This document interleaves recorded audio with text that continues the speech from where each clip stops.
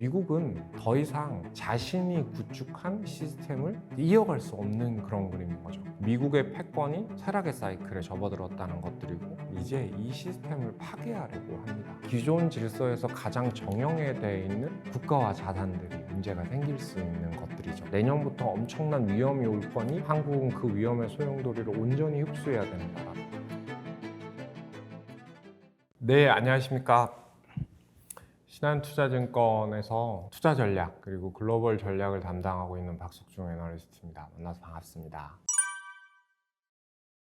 트럼프 2기가 시작되고 난 다음부터 글로벌 경제, 금융시장, 지정학 위험들이 빠르게 확산되기 시작하면서 트럼프 다음 전략에 대한 시장의 고민이 되게 높아지는 시기는 분명히 맞는 것 같습니다. 우리가 알고 있는 트럼프의 경험치는 크게 두 가지일 겁니다. 첫 번째가 부동산 디벨로퍼, 비즈니스맨으로의 성취일 거고요. 두 번째는 백악관 1기에서의 두 가지 경험치일 겁니다. 그 두 가지를 놓고 이제 트럼프에 대한 그림을 저희가 어떻게 이해를 하고 있냐면 실리주의 노선과 협상주의 노선입니다. 그 이야기는 미국의 실리를 극대화하기 위해서 상대방을 겁박하는 협상과 타협의 과정일 거라는 거죠. 그 과정에서 미국 달러나 금리, 주식시장에 큰 변동성이 있었지만 현재 한국의 코스피도 연초 대비해서 30% 넘는 반등을 보였고 미국의 3대 지수 모두 시차의 차이는 있겠지만 연이은 신고가를 돌파하고 있으니까요.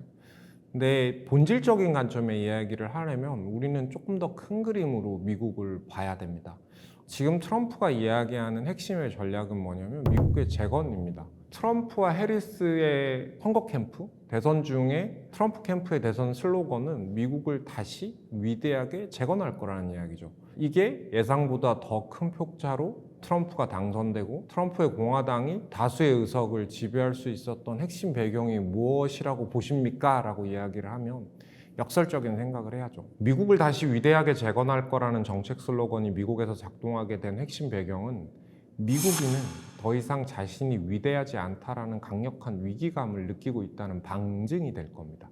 그래서 제가 말씀드리고 있는 건 지금 미국은 상대방을 겁박해서 무역의 실리를 얻는 단순한 경제 정책의 프레임이 아니라 그보다 더 큰 그림의 그림을 보고 있다는 거죠. 그러면 미국이 이야기하는 미국의 위기라는 건 무엇일까라는 이야기를 이제 본격적으로 해봐야 될 텐데요. 미국은 다수의 집단 지성으로 작동하는 나라가 아닙니다. 미국은 거의 대부분의 우리가 알고 있는 신흥국보다 문맹률이 높은 나라예요.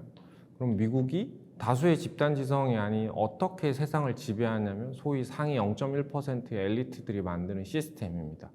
그 시스템을 구축하는 사람들이 공통적으로 이야기하는 미국의 구조적인 위기의 시작은 미국의 패권이 흥망성쇠에서 쇠락의 사이클에 접어들었다는 것들이고 이 쇠락의 사이클에 접어든 배경은 미국이 구축한 지난 경제 질서가 더 이상 지속될 수 없는 한계점에 위치했기 때문이죠. 자, 그러면 패권국의 흥망성쇠라는 긴 역사적인 흐름을 두고 우리는 현재 미국을 반드시 이해할 필요가 있습니다. 이건 제가 되게 존경하는 레이 달리오가 이야기하는 부채 사이클과 유사합니다. 패권국이 되려면 세 가지 조건이 필요합니다. 첫 번째, 강력한 군사력. 그리고 이 군사력은 두 번째랑 같이 가는데요. 그게 제조업의 기술 우위겠죠. 그리고 세 번째가 이 우위를 바탕으로 세계를 지배할 수 있는 시스템입니다. 이 세 가지를 근간으로 미국이 2차 세계대전 이후 1940년 중반부터 80년이 넘는 패권의 지위를 이어가게 됐는데요. 문제의 시작은 이거죠. 패권국으로 성장하는 나라의 가장 큰 경제의 전환점은 소득의 증가입니다. 소득이 증가하게 되면 그 나라에서 제조업을 영위하는 경쟁력이 낮아지게 되는 거죠. 소위 인건비가 증가하기 시작하면서 생산성이 하락하는 겁니다. 그래서 패권국이 소득이 증가하기 시작하면 하나 똑같이 나타나는 스타일은 제조업 기지가 이탈하는 거죠. 예를 들어서 미국 이전의 패권국은 해가 지지 않는 대영 제국이라는 이야기를 하는데 영국도 식민 지배를 통해서 제조 기지를 이전하고 생산의 비용의 상승을 통제해 왔거든요. 미국도 똑같은 선택을 했죠. 아마 2000년 초반이 될 텐데요. 미국의 공장을 중국으로 이전시키는 중국 중심의 우리가 알고 있는 현재의 세계 공급망을 완성했던 겁니다. 그러면 엄청난 두 가지 변화가 생기는데요. 첫 번째, 이때부터 부채가 늘어나기 시작합니다. 그 첫 번째 부채가 아마 무역 적자이겠죠. 그리고 두 번째가 무역이 적자가 일어나게 되면 달러는 유입의 단계에서 방출의 단계가 됩니다. 그러면서 미국 경제는 서비스와 금융 중심의 경제 시스템으로 전환하게 되죠. 근데 여기에서 아주 중요한 변화들이 생기는데 이 부채 사이클이 계속해서 확장될 수밖에 없습니다. 제조업이 없는 경제가 이 경제를 계속해서 이어가기 위해서는 이제 무역 적자가 아니라 정부의 재정 적자나 가계나 기업의 민간 적자까지 같이 늘어나야 되는 사이클이 되는 거죠. 그래서 미국의 부채는 마치 눈사람의 스노우볼처럼 계속해서 늘어날 수밖에 없는 구도가 되는 겁니다. 우리가 미국을 천조국이라고 부릅니다. 왜 미국을 천조국이라고 부르냐면 2025년에 미국은 국방비보다 더 많은 비용을 정부의 부채 이자 비용으로 지불해야 됩니다. 닐 퍼거슨이 강조했던 한 개의 글귀가 있습니다. 세계 그 어떤 패권에도 국방비보다 이자 비용을 많이 지불하는 나라가 패권을 이어간 사례가 없다라는 것들이죠. 그래서 미국은 더 이상 자신이 구축한 경제 시스템, 금융의 시스템을 이어갈 수 없는 그런 그림인 거죠. 그러면 현재 트럼프가 하고 있는 일들을 우리는 어떻게 판단해야 되냐면요. 첫 번째는 이겁니다. 미국이 완성한 경제 질서의 지난 20년의 핵심은 중국 중심의 공급망이었습니다.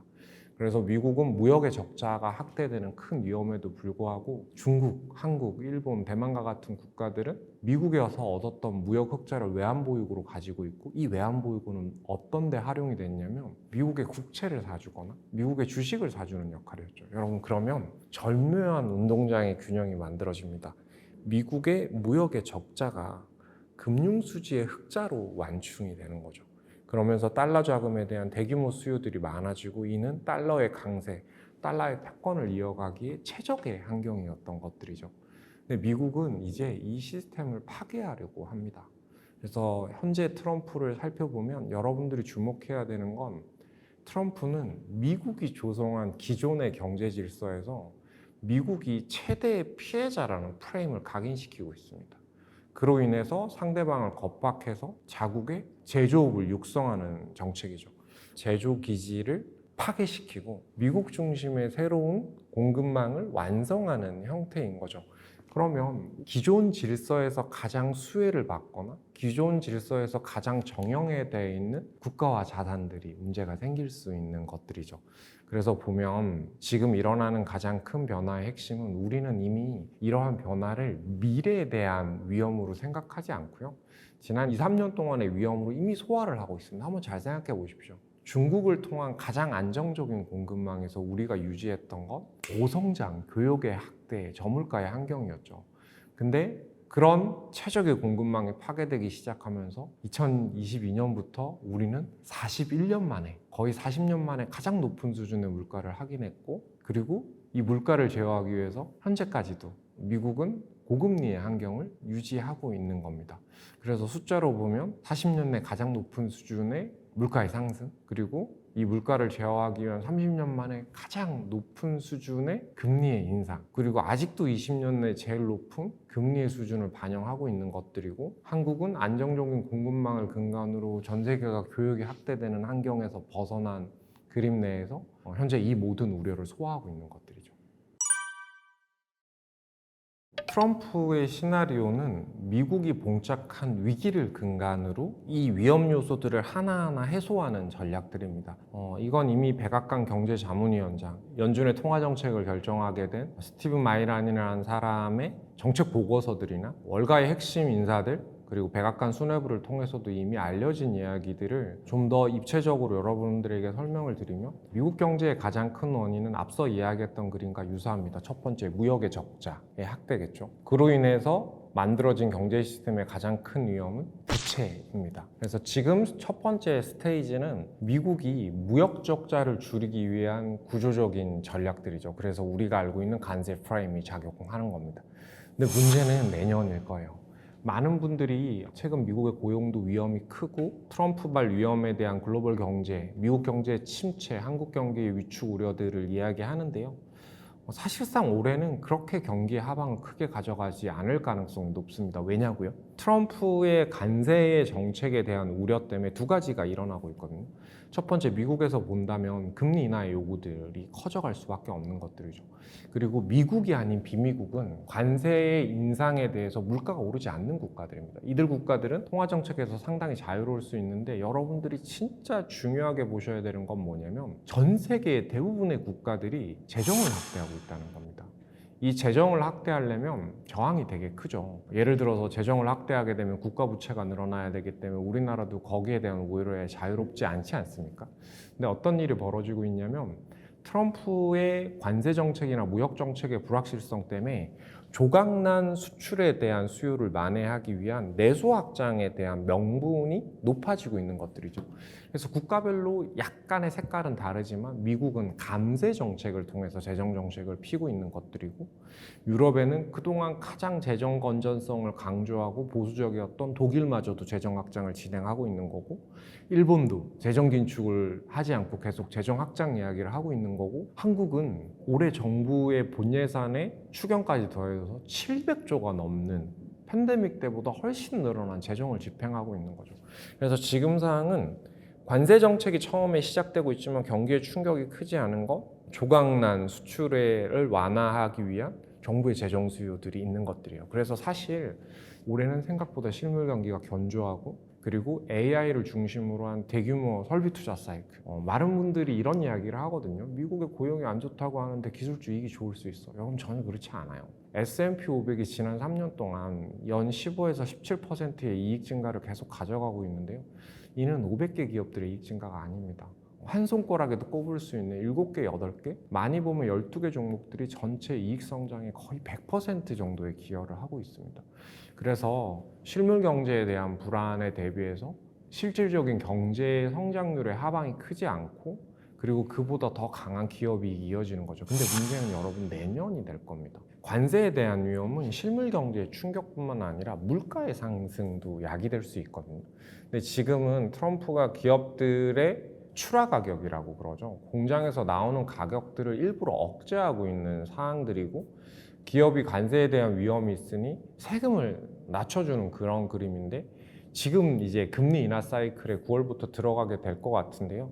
금리를 인하하는데 경기는 좋아 보일 수 있지만 내년이 되면 물가 상승에 대한 본격적인 우려감들이 커질 수 있어요. 그리고 두 번째가 가장 큰 이슈인데, 앞에서 말씀드렸던 이제 본론으로 넘어가면 트럼프의 시나리오의 첫 번째는 미국이 최대 피해자라는 프레임을 각인시켜서 무역 적자를 줄이는 전략이었다. 그럼 두 번째가 뭐가 될까요? 이제 본격적으로 부채를 줄여야 되는 사이클에 접어들게 됩니다. 근데 저는 이게 금융시장에서 큰 위험일 거라고 봅니다. 특히 한국인들의 투자자에게는 엄청난 위험일 수가 있죠. 왜냐하면 달러의 시스템의 변화는 비달러 내에서 가장 변동성이 큰 원화 투자자들한테 가장 큰 위험이 되는데, 미국이 빚을 갚는데 왜 우리가 위험하고 그게 위협이 될 수가 있지? 여러분, 되게 간단합니다. 여러분, 미국은 열심히 무역의 적자를 줄이고 기업이 돈을 벌어서 비용을 아껴서 부채를 줄여 나가는 만큼 정의로운 국가가 아닙니다. 미국은 자국의 부채를 받는 첫 번째 행동을 기존 시스템을 파괴하는 전략이었습니다. 관세 정책과 크게 다르지 않죠. 그래서 미국이 할 수 있는 건 어떤 것들이 있냐면요, 두 가지가 있을 겁니다. 첫 번째, 돈을 갚지 않고 부채를 줄일 수 있는 방법이 있나요? 여러분, 있습니다. 첫 번째 방법은 갚아야 되는 총액은 줄진 않지만 갚아야 될 돈의 가치를 떨어뜨려 버리는 거죠. 그래서 적정 수준의 인플레이션을 유지하는 방법들이 있을 거고요. 그리고 저는 두 번째가 가장 큰 위험이라고 생각을 하는데요. 그게 가상화폐나 스테이블 코인 같은 것들을 활용한 방법이겠죠. 그러면 이 가치를 크게 높여서 그걸 다시 팔아서 미국의 부채를 갚는다라는 건 너무 음모론적인 이야기고, 그만한 돈이 매도가 되려면 사실 가격은 다시 하락할 수밖에 없겠죠. 미국이 하려는 건 뭐냐면, 지금 미국은 제조기지를 이전하기 위해서는 막대한 투자가 일어나야 되고, 그리고 그 가운데서 미국은 막대한 무역 적자뿐만 아니라 재정 적자도 이어가야 됩니다. 그러면 미국은 계속해서 채권을 찍어내야 될 텐데, 부채는 나무랑 똑같습니다. 잘할 수는 있지만 하늘에 닿을 수는 없거든요. 그러면 여기서부터 미국이 부채를 더 늘려가는 그림이 나오면 누가 그 부채를 사주겠습니까?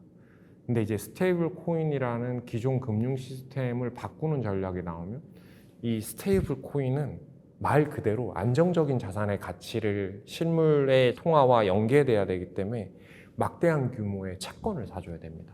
그래서 전 세계에서 가장 안전한 자산이 미국 채권이다 보니 지금 스테이블 코인이 이제 초입 단계에서 가지고 있는 미국채 보유량이요, 한국이 전체 가지고 있는 미국채 보유량보다 많습니다.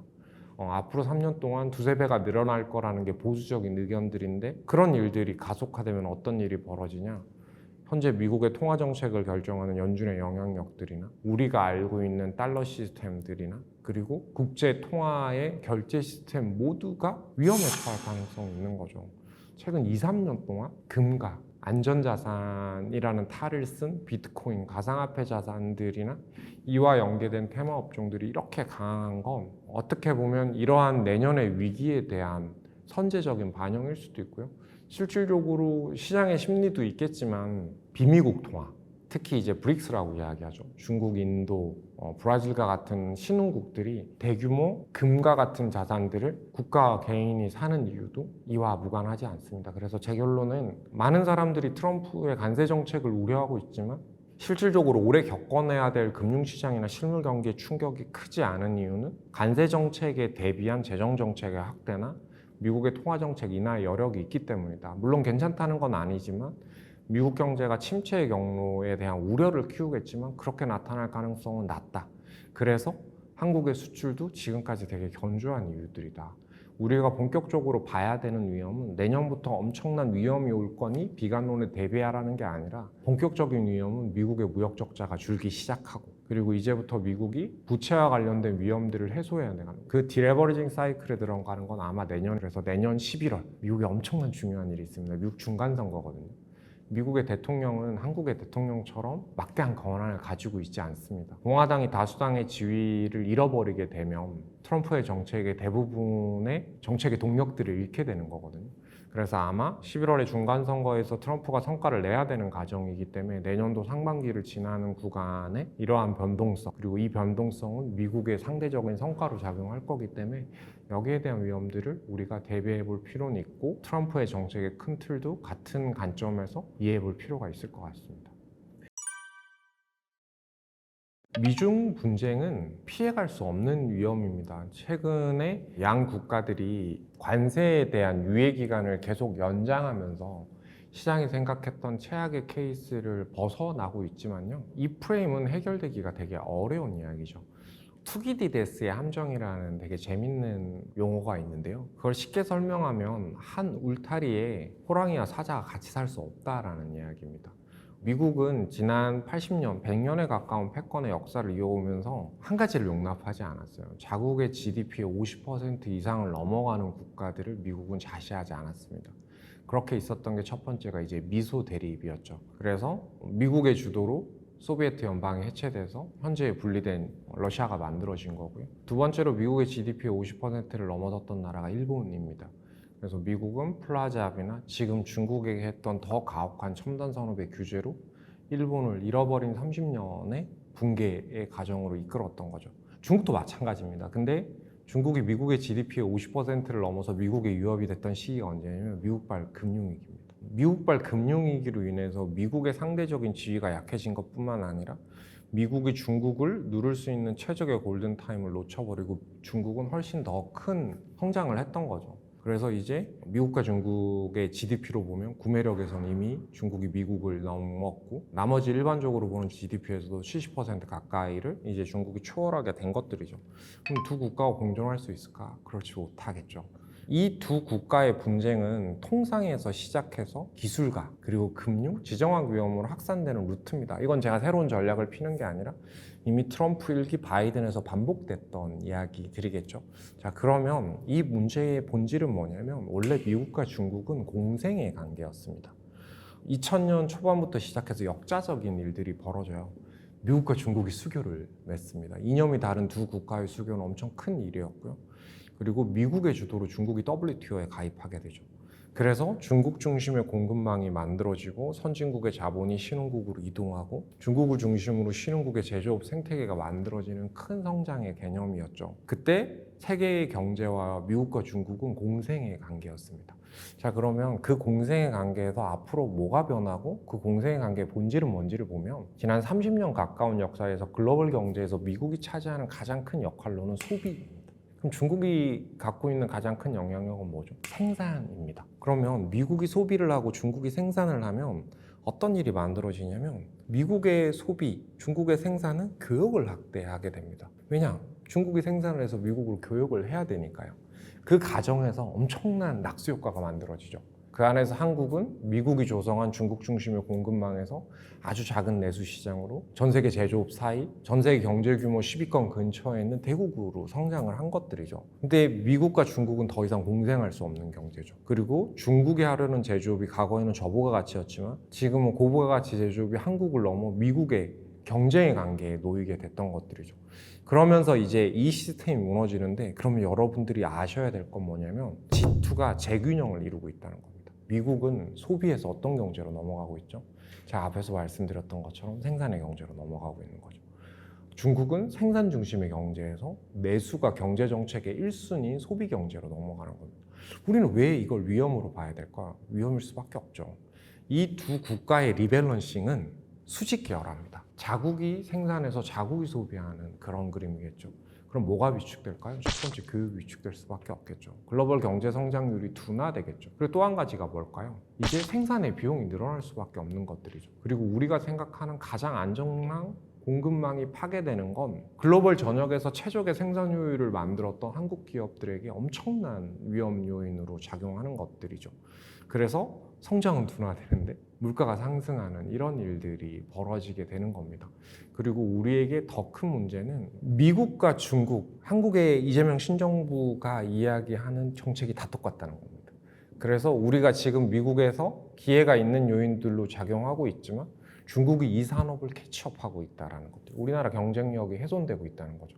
그리고 두 번째, 미중 분쟁은 앞으로 2, 3년이 골든타임일 겁니다. 왜냐하면 미국이 중국을 2, 3년을 공급망을 억제하지 못하면 이제 반도체마저 미국이 중국을 추월하기보다는 미국의 첨단 기술 없이도 중국에게 공급망이 돌아가는 세상이 만들어지기 때문에 트럼프는 이 2, 3년을 놓치기가 되게 어려운 환경일 거예요. 그리고 중국은 이걸 알고 있기 때문에 더 긴 호흡으로 이걸 준비해 왔기 때문에 앞으로 2, 3년이 되게 큰 관전 포인트가 될 텐데, 그러면 미중 분쟁은 한국에 엄청난 위험이겠죠. 맞아요. 근데 새로운 질서는 모두에게 큰 위험이라는 변곡점을 낳지만 완성된 질서에 적응하는 기업들이나 적응하는 국가들에게는 엄청난 기회 요인이 되겠죠. 그럼 우리가 봐야 될 기회 요인은 뭐냐라고 보면 현실을 자각할 필요가 있죠. 이제 한국이 중국보다 앞설 수 있는 산업은 많지 않아요. 우리나라 가전 IT 제품들이 무슨 착각을 하고 있냐면, 우리는 중국과 품질은 우위에 있는데 가격 경쟁력에서 밀리고 있다는 생각이죠. 근데 저는 그렇게 바라보면 안 된다고 봐요. 우리가 중국보다 가격 경쟁력이 떨어지는 건 맞지만 똑같은 제품에 AI라는 기술을 접목하게 되면 중국이 우리보다 훨씬 더 우위에 있는 경쟁력을 점유하고 있는 겁니다. 그럼 그 안에서 이게 왜 미중 분쟁과 연계돼서 기회가 되지? 미국은 향후 2, 3년 동안 중국의 공급망을 겁박하는 전략을 유지하면서 자국의 독립된 공급망을 만들려 하겠죠. 그 안에서 한국의 핵심 산업 없이는 이 공급망이 만들어질 수가 없습니다. 조선도 하나의 분야일 거고요.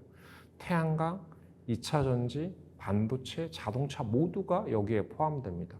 근데 대한민국은 일본, 대만, 유럽과 미국에서 경쟁의 구도에 있는 것 같지만 우리는 이들 국가보다 가장 많은 미국의 현지화의 생산 설비를 증축했고 앞으로 2, 3년 동안 거의 100%에 가까운 생산의 능력을 현지에서 조달할 수 있는 그림이기 때문에 자칫 잘못하면 한국의 제조업이 유실되거나 경쟁력이 위축될 수 있는 기간을 미국으로 인해서 늘려준 겁니다.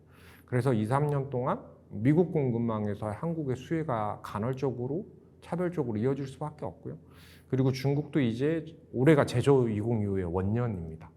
그게 무슨 이야기인지 아세요? 내년부터는 새로운 장기적인 계획이 만들어지게 되는데 그게 아마 AI의 침투율을 높이는 전략이 될 겁니다. 그럼 중국은 기존의 철강화학, 정유 이런 산업들이 아니라 AI의 침투율이 높아지면서 나타나는 우리나라의 기술 우위 중간재 산업들의 대중국 수요도 계속 높아질 수가 있죠. 긍정론을 피는 게 아니라요. 이 변화 내에서 살아남을 수 있는 애들, 연간이나 반기별로 우리나라 코스피에 상장돼 있는 시가총액 1위부터 20위까지를 보십시오. 팬데믹 이후 그리고 2023년부터 일어나고 있는 가장 큰 변화는 미국의 연준의 금리 인하나 미국의 고용이 아니라요. 미국 중심의 공급망이 만들어지면서 나타났던 투자 사이클, 그리고 AI라는 기술의 혁신 사이클, 그리고 중국에까지도 압도적인 기술력을 가진 중간재 중심으로 시가총액 지도가 계속 바뀌고 있는데요. 저는 이 그림이 좀 더 가속화될 것 같습니다. 그래서 많은 분들이 9월에 시장이 돼 안 돼? 연준이 금리를 25bp, 50bp를 내려? 이런 이야기를 하고 있지만 애널리스트의 입장에서 사실 맞추기가 어려운 이야기입니다. 저희 방향성을 제시해 드리는 거죠. 투자에 참고하시라는 이야기고요. 투자자분들이 꼭 놓치지 말아야 될 이야기는 미국으로 인해서 우리가 알고 있는 지난 20, 30년의 질서가 파괴되고 있고 한국은 그 위험의 소용돌이를 온전히 흡수해야 되는 나라다. 하지만 이 위험 요인은 새로운 변화를 이야기하는 거기 때문에 그쪽에 편승한 산업들, 국가들 중심으로 차별화가 올해보다 내년, 내년보다 후내년 더 가속화될 수 있다라는 큰 그림의 이해에서부터 내려오는 현재의 변화까지 이해하는 그런 계기로 삼으셨으면 좋겠습니다.